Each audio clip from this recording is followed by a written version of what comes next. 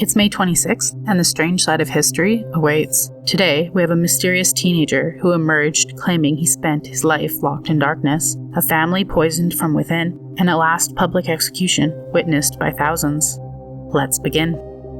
On May 26, 1828, a teenage boy wandered into Nuremberg, Germany, as if he'd stepped out of nowhere. His clothes were torn, his walk was unsteady. In his hand, he clutched a strange letter addressed to the cavalry captain. When people questioned him, he said he only had one answer: I do not know. He said his name was Kaspar Hauser, and claimed he had spent his life hidden in a dark cell, surviving on bread and water, only visited by a mysterious figure who never showed his face. The boy seemed terrified of ordinary things: fire, mirrors, and even the noise of the world around him. Yet, he could see unusually well in the darkness, as if night was the only home he'd ever known. Soon, Europe became obsessed. Some whispered he was not a poor abandoned child at all, but a lost prince, hidden away so someone else could take the throne. But the mystery only grew darker. Kaspar survived strange attacks, and then years later, died after one final, unexplained encounter. So, was he a victim of a royal conspiracy, or a boy trapped in a story he could no longer control?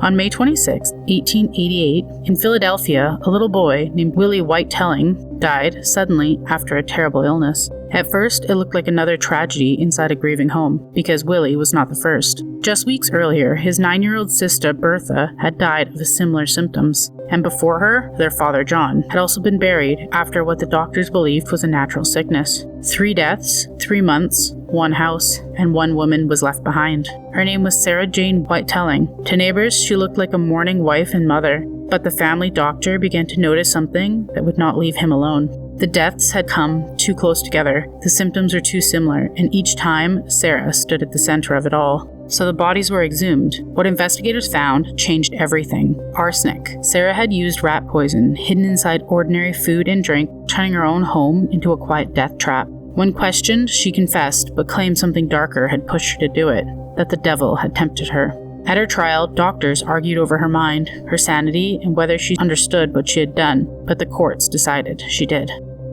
Sarah Jane became known as Philadelphia's wholesale poisoner, and the first woman executed in the Philadelphia County.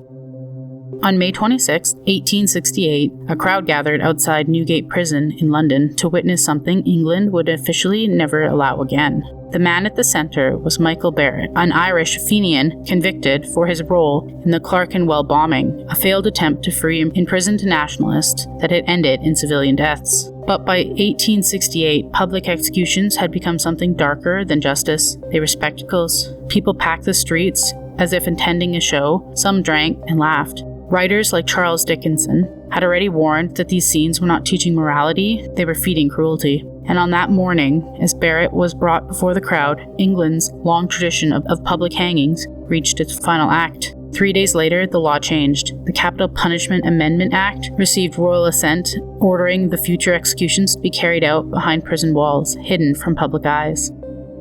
Michael Barrett became the last person publicly hanged in England, not only remembered for his crime, but for ending one of the country's most disturbing rituals. Another day, another strange bite from history. Like, comment, and subscribe. Your next eerie dose is just a day away.